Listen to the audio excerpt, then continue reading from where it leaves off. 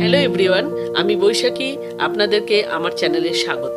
বন্ধুরা, বাইরে প্রচণ্ড গরম, তাই বাড়ি ফিরে এক গ্লাস চটপটা ঠান্ডা ঠান্ডা আমের শরবত খেয়ে নিতে পারেন, তাহলে এক নিমেষে শরীর ঠান্ডা হয়ে যাবে। রেসিপিটা করার আগে যদি আমার ভিডিওটা ভালো লাগে তাহলে একটা লাইক করে দেবেন আর চ্যানেলটা করে দেবেন সাবস্ক্রাইব। প্রথমে আমি এখানে 3টে গোটা গোটা আম নিয়ে নিয়েছি। আমগুলোকে ভালোভাবে ধুয়ে টুকরো করে কেটে নিয়েছি। এরপর একটা বড় মিক্সিং জার দিয়ে নিয়েছি। প্রথমে আমের টুকরোগুলোকে দিয়ে দিলাম।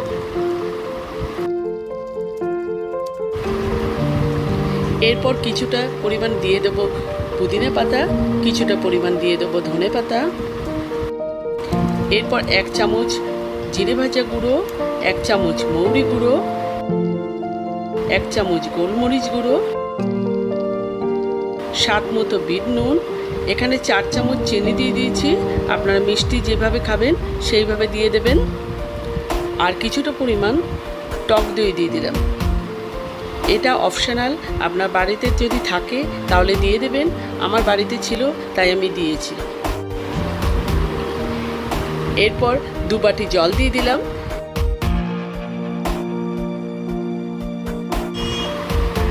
এরপর মিক্সচারটাকে আমি ব্লেন্ড করে নেব।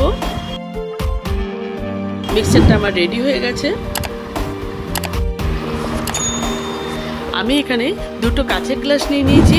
গ্লাসের মধ্যে প্রথমে মিক্সচারটা ঢেলে দিলাম। মিক্সচারের কনসিস্টেন্সিটা ঠিক এইরকম হবে। এরপর কিছুটা পরিমাণ আইস কিউব দিয়ে দেব।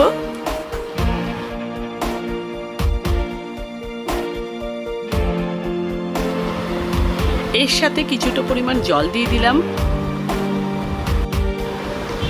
বন্ধুরা, কাঁচা আমের চটপটা শরবত আমার রেডি হয়ে গেছে।